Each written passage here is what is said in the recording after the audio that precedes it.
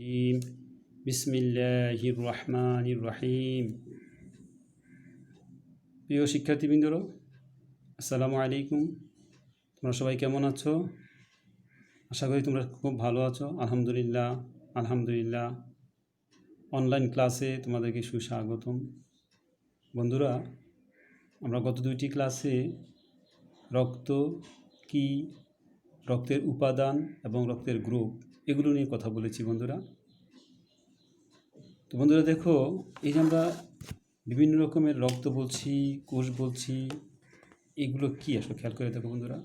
আমাদের দেহের যে গঠন একক সেটা হলো কোষ। অনেকগুলো কোষ একসাথে হয়ে তৈরি হয় কলা বা টিস্যু। অনেকগুলো টিস্যু একসাথে হয়ে তৈরি হয় অঙ্গ। এরকম অনেকগুলো অঙ্গ নিয়ে একসাথে তৈরি হয় তন্ত্র, আর এই তন্ত্রগুলি নিয়ে তৈরি হয় দেহ। এই যে বন্ধুরা, আমি লিখেছি, তোমরা সুন্দরভাবে দেখো। অঙ্গ, কোষ, কলা বা টিস্যু থেকে অঙ্গ, তন্ত্র, দেহ।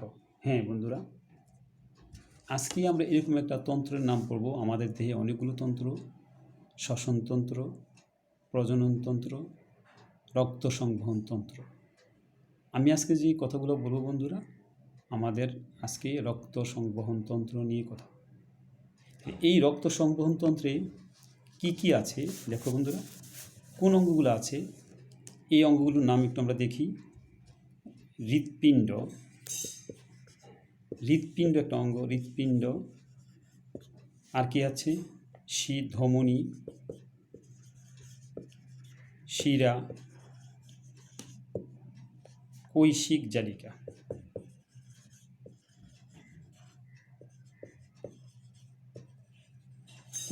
এই যে বন্ধুরা দেখো, আমি লিখলাম হৃৎপিণ্ড, ধমনী, শিরা, কৈশিক জালিকা।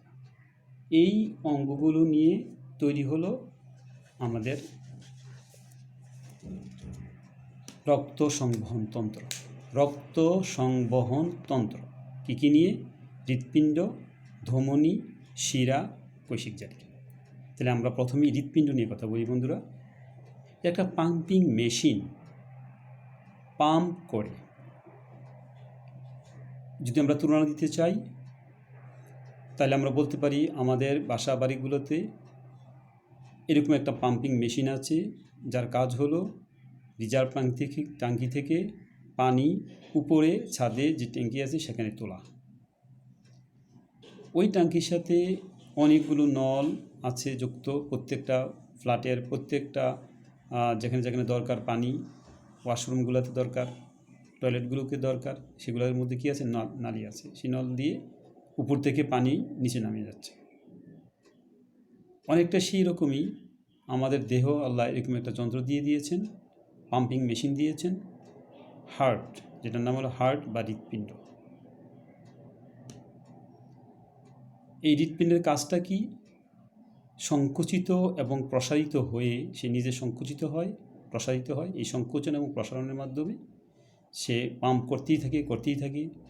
যখন আমাদের দেহে একদম জীবনের যখন শুরু, তখন থেকে যে সে পাম্প শুরু করেছে, মৃত্যুর আগ পর্যন্ত সেই পাম্প করেই যাচ্ছে আলহামদুলিল্লাহ।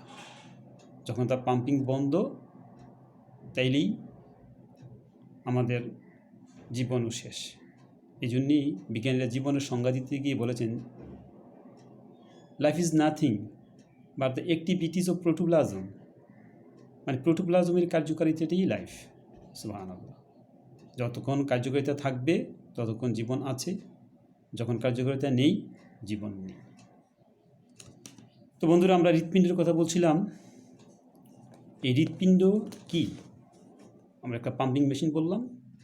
এখন এর সংজ্ঞাটা আমরা কীভাবে দেব? এটা তোমার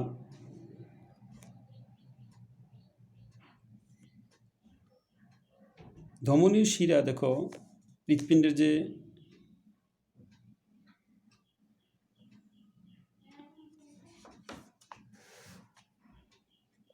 হ্যাঁ, ধমনী ও শিরার সংস্থলে অবস্থিত কেবল একস্তর বিশিষ্ট এন্ডোথেলিয়াম দিয়ে গঠিত যেসব সূক্ষ্ম রক্তজালিকার আকারে বিন্যস্ত থাকে সেগুলোকে কৈশিক, আচ্ছা কৈশিক জালিকার কথা আমরা বলতেছিলাম, কৈশিক জালিকা। তার আগে আমাদের হৃৎপিণ্ডের একটু কথা বলি আমরা।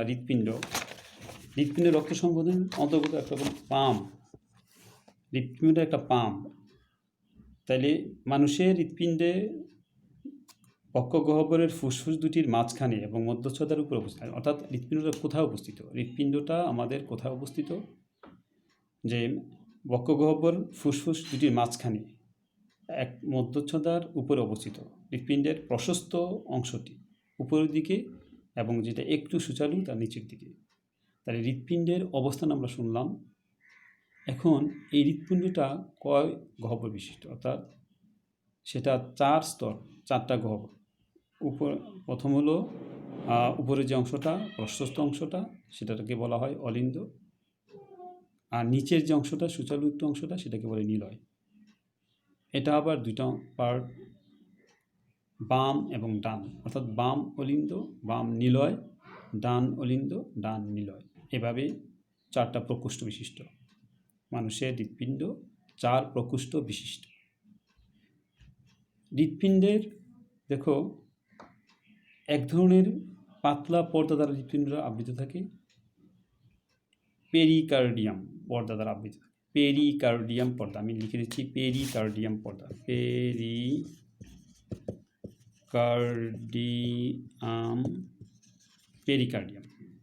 পেরিকার্ডিয়াম পর্দা, খুব মনে রাখবা, পেরিকার্ডিয়াম পর্দা। এই দেখো বন্ধুরা, পেরিকার্ডিয়াম পর্দা, এই দেখো পেরিকার্ডিয়াম পর্দা একটা পর্দা দ্বারা বেষ্টিত থাকে, পেরিকার্ডিয়াম পর্দা দ্বারা বেষ্টিত থাকে। হৃৎপিণ্ড একটা পেরিকার্ডিয়াম পর্দা দ্বারা বেষ্টিত থাকে। আর এই এক ধরনের ফ্লুইড যেটি হৃৎপিণ্ডকে সংকোচনে সাহায্য করবে, ফ্লুইড, এটার নাম হলো pericardial fluid. Pericardial fluid, pericardial fluid,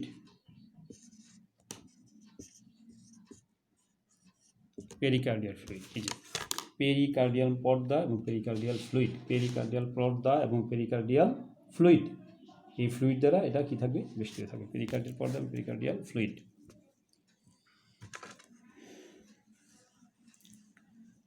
আমাদের হৃৎপিণ্ড যে 4 প্রকোষ্ঠ, এই 4 প্রকোষ্ঠের উপরের যে প্রকোষ্ঠ আমরা বললাম তার নাম বলছি অলিন্দ, আর নিচের অংশটার নাম নিলয়। অলিন্দের ইংরেজি নাম হলো অ্যাট্রিয়াম, আর নিলয়ের ভেন্ট্রিকলস। এবং অলিন্দ এবং নিলয়ের মধ্যে তোমার অবশ্যই কি থাকবে? সংযোগ পথ থাকবে, সেখানে তোমার একটা বাল্ব থাকবে, ট্রাইকাসপিড কিন্তু বাল্ব আছে, বাল্ব থাকবে, ট্রাইকাসপিড বাল্ব, অর্ধচন্দ্রাকৃতির বাল্ব। তো যাক, এই হৃৎপিণ্ড থেকে অক্সিজেন সমৃদ্ধ রক্ত ধমনী দিয়ে দেহের সমস্ত অংশে প্রবাহিত হয়। আবার দেহ থেকে কার্বন ডাই অক্সাইডযুক্ত রক্ত বিভিন্ন অংশ থেকে হৃৎপিণ্ডে থেকে ধাবিত হয়ে আসে, অর্থাৎ হৃৎপিণ্ডে ফিরে আসে, ফুসফুস হয়ে হৃৎপিণ্ডে ফিরে আসে। তো আমরা এই 2টা নতুন কথা শুনলাম। একটা শুনলাম আমরা শিরা, আর নাম শুনলাম কি আমরা? ধমনী। ধমনী আর নাম বললাম কি আমরা? শিরা। ধমনী আর একটা হলো কি? শিরা। শিরা এবং ধমনী, এই যে শিরা এবং ধমনীর কথা আমরা শুনলাম, শিরা এবং ধমনী, শিরা এবং কি বলো? ধমনী, শিরা এবং ধমনী।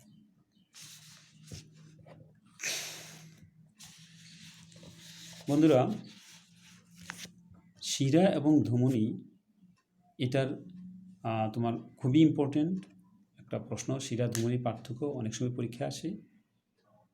শিরা ধমনীর পার্থক্যটা তোমাদের ভালোভাবে শিখতে হবে।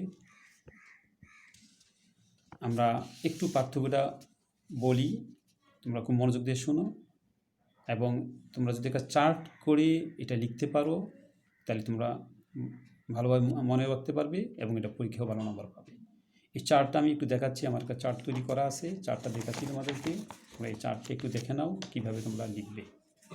এই যে চার্টটা তোমরা দেখো বন্ধুরা, এই যে চার্টটা তোমরা দেখো, এই যে শিরা পার্থক্যের বিষয়, পার্থক্যের বিষয়। একটা হলো ধমনী আর একটা শিরা। এই পার্থক্যের বিষয় ধমনী এবং শিরা। তাহলে পার্থক্যের বিষয়ের শুরুতে সংজ্ঞা, কাকে বলবা ধমনী? যেসব রক্তনালিকার মাধ্যমে রক্ত হৃৎপিণ্ড থেকে দেহের বিভিন্ন অংশে বাহিত হয় তাকে ধমনী বা আর্টারি বলে। হৃৎপিণ্ড থেকে দেহের বিভিন্ন অংশে বাহিত হয়, মানে তার উৎপন্ন হলো হৃৎপিণ্ড আর ছড়িয়ে ছিটিয়ে যাচ্ছে দেহের প্রতিটি অংশে। সুবহানাল্লাহ। আমাদের প্রত্যেকটা অংশে দেহের কোষে কোষে সে ছড়িয়ে ছিটিয়ে যাচ্ছে, কারণ প্রত্যেকটা কোষেরই রক্ত লাগবে আর খাবার লাগবে। আর শিরা, যেসব রক্তনালিকার মাধ্যমে রক্ত দেহের বিভিন্ন অংশ থেকে হৃৎপিণ্ডে বাহিত হয় তাকে শিরা বা ভেইন বলে। তাহলে আর শিরার উৎপত্তি হলো কৈশিক জালিকা। এই কৈশিক জালিকা থেকে সে চলে আসবে হৃৎপিণ্ডে। কৈশিক জালিকা থেকে কোথায় আসবে বলো? হৃৎপিণ্ডে আসবে। এখন আসো রক্তের প্রকৃতিটা কি? অক্সিজেনযুক্ত রক্ত পরিবহন করে কে? ধমনী। ধমনী অক্সিজেনযুক্ত রক্ত পরিবহন করে। তার শুধু একটু ব্যতিক্রম আছে, সেটা হলো পালমোনারি ধমনী। এটি কার্বন ডাই অক্সাইডযুক্ত রক্ত পরিবহন করে, এটা ব্যতিক্রম। পালমোনারি ধমনীটা হলো তার ব্যতিক্রম। আর শিরা কার্বন ডাই অক্সাইডযুক্ত রক্ত পরিবহন করে, আর ব্যতিক্রম হলো পালমোনারি শিরা, এটি অক্সিজেনযুক্ত রক্ত পরিবহন করে। খুব মনোযোগ দিয়ে কথাটা শুনে খাতায় লিখে বারবার প্র্যাকটিস করবে, বারবার লিখবে। কপাটিকা, পার্থক্যের বিষয়টা হলো কপাটিকা। ধমনীর মধ্যে কপাটিকা থাকে না, আর শিরার মধ্যে কপাটিকা থাকে। প্রাচীরটা কীরকম? ধমনীর পুরু 3টি স্তরে গঠিত, অর্থাৎ প্রাচীরটা হলো পুরু, ধমনীর প্রাচীর হলো পুরু 3টা স্তরে গঠিত, আর শিরা পাতলা 3টি স্তরে গঠিত। শিরার প্রাচীরটা পাতলা 3 স্তরে গঠিত। ধমনীর গহ্বর ছোট আর শিরার গহ্বর বড়। রক্তের বেগ, ধমনীর রক্তের বেগ মানে বেশি রক্তের বেগে প্রবাহিত হয়, অর্থাৎ ধমনীর রক্তের বেগ বেশি, আর শিরা কম বেগে রক্ত প্রবাহিত হয়, অর্থাৎ শিরার রক্তের বেগ কম। এই জন্য আমরা বাস্তবে দেখি কোনো পশু জবাই করলে তার দেহের যখন এই ধমনী কেটে যায় তখন ফিনকি দিয়ে রক্ত বের হয়, খুব জোরে ফিনকি দিয়ে রক্ত বের হয়। আর যখন কোনো কারণে শিরা, আমাদের দেহের শিরা কেটে যায় তখন খুব ফিনকি দিয়ে রক্ত বের হয় না, আস্তে আস্তে রক্ত বের হয়। তাহলে আমরা শুনলাম ধমনী এবং শিরা। শিরা ধমনী পার্থক্য খুব ভালোভাবে শিখে খাতায় বারবার করে লিখবে। বন্ধুরা, আমাদের এই যে পড়াগুলো আমরা যেটা পড়ছি অনলাইন ক্লাসে, তোমাদের কাজ হবে তোমাদের মেইন বই ভালোভাবে দেখা, মেইন বই থেকে প্রশ্নগুলো ভালোভাবে পড়া এবং সেগুলা খাতায় লিখে প্র্যাকটিস করা। আমরা এই পর্যায়ে দেখো বন্ধুরা, 72 পৃষ্ঠায় তোমাদের হার্ট অর্থাৎ হৃৎপিণ্ডের যে একটা চিত্র আছে, এই 72 পৃষ্ঠার চিত্রটা তোমরা ভালোভাবে দেখবে, খাতায় লিখবে। পরীক্ষায় ভালো করার জন্য এই অংশে চিত্রগুলো দেওয়াটা খুবই প্রয়োজন। চিত্র না দিলে ভালো নম্বর পাওয়া যায় না। তো আমরা তোমাদের আবারও বলছি, তোমরা খুব ভালোভাবে বাসায় পড়াশোনা করবে, চিত্র আঁকবে, বর্ণনাগুলো লিখবে এবং খাতায় সেগুলো লিখে লিখে প্র্যাকটিস করবে। তো আমরা আজকে তোমাদের বাসার কিছু কাজ দিয়ে দিচ্ছি। আমাদের এই রক্ত সংবহন তন্ত্র কি কি অঙ্গ নিয়ে সেগুলো গঠিত, সেই অঙ্গগুলোর নাম লিখবে। হৃৎপিণ্ডর চিত্র আঁকবে, চিহ্নিত চিত্র, অর্থাৎ তার নিচে নাম থাকবে, ডান পাশে তার লেবেলিং থাকবে, কোনটাকে অলিন্দ বলে, কোনটাকে নিলয় বলে, কোনটা বাম, কোনটা ডান, তার মহাধমনী, ফুসফুসীয় ধমনী, এগুলো কোনটা চিহ্নিত করে তোমরা আঁকবে। আর সবার শেষে যে কাজটা সেটা হলো শিরা এবং ধমনীর পার্থক্যটা খাতায় লিখবে, ভালোভাবে শিখবে। তো ইনশাল্লাহ তোমাদের সাথে আবার আমার ক্লাস হবে, আবার আরও একটা ক্লাস আমি সামনে নেব। তো সবাই সুস্থ থাকো, সবাই ভালো থাকো। আজকের জন্য আমরা এখানেই কাজ শেষ করছি। আল্লাহ হাফেজ।